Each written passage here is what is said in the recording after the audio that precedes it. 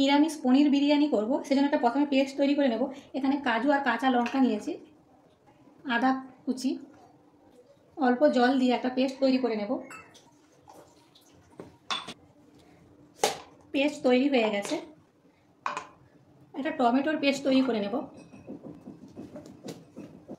আলুর মধ্যে নুন হলুদ মাখিয়ে নেব। মাখানো হয়ে গেছে। প্রথমে আলুটা ভেজে নেব।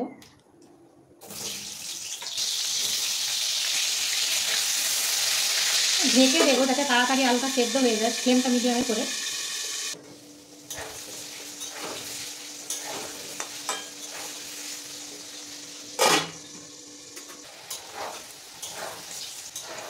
আলু ভাজা হয়ে গেছে, তুলে নেব। পনিরগুলো ভাজবো। ফ্রাইং প্যানের মধ্যে অল্প একটু তেল দিয়ে দিলাম, এগুলো দিয়ে দেব। পনির কিন্তু খুব তাড়াতাড়ি ভাজা হয়ে যায়, উল্টে দিতে হবে।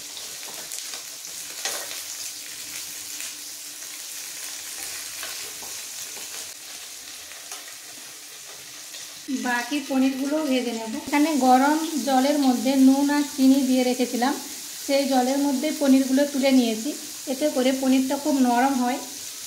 হয়ে গেছে, তুলে নেব। এখন ওই আলু ভাজার তেলের মধ্যে গোটা গরম মশলা, তেজপাতা ফোড়ন দিয়ে দিলাম।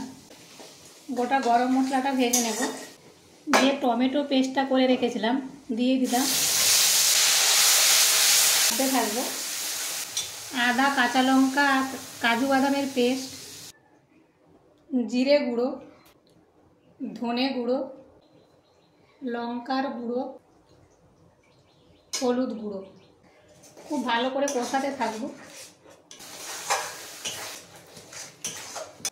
ফেটানো টক দই কিছুক্ষণ কষিয়ে নেব। নুন, চিনি কষানো হয়ে গেছে। পনিরগুলো দিয়ে দেব, জল সমেত পনিরটা দিয়ে দেব। এখন কিছুক্ষণ হতে দেব। এইদিকে ভাতটা করে নেব। জল গরম করে নিয়েছি, জলের মধ্যে তেজপাতা আর গোটা গরম মশলা দিয়ে দিলাম।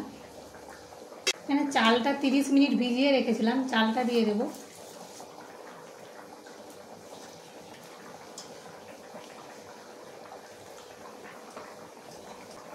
নুন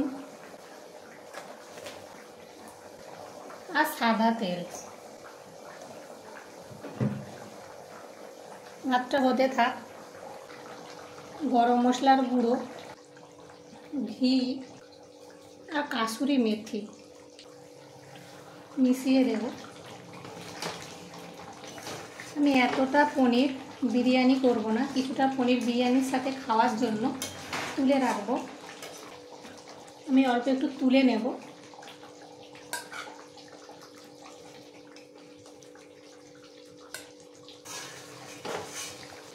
রান্নাটা হয়ে গেছে, এখন ফ্লেমটা অফ করে দেব। ভাত হয়ে গেছে, এখন মাঠটা ঝরিয়ে নেব। এখন বিরিয়ানিটা সাজাবো, সেই জন্য কড়াইয়ের মধ্যে প্রথমে হাফ ভাত দিয়ে দেব। পনিরটা দিয়ে দেব।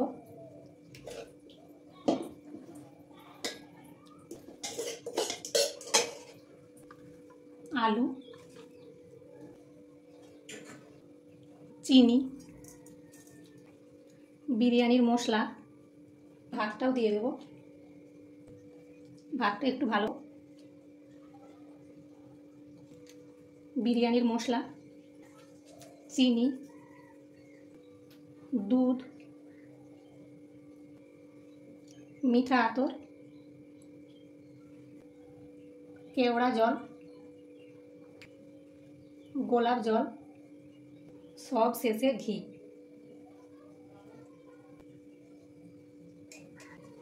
ঢেকে দেব। এখন ফ্লেমটা অন করে দিলাম। প্রথমে 3 মিনিট আমি হাই ফ্লেমে হতে দেব। 3 মিনিট হয়ে গেছে, এখন ফ্লেমটা লোতে রেখে 10 মিনিট হতে দেব। 10 মিনিট হয়ে গেছে, এখন ফ্লেমটা অফ করে দিলাম। এভাবে 5 মিনিট রেস্টে রেখে দেব, তারপর আমি খুলে দেখাবো। 5 মিনিট হয়ে গেছে, আমি এখন পরিবেশন করে দেখাবো।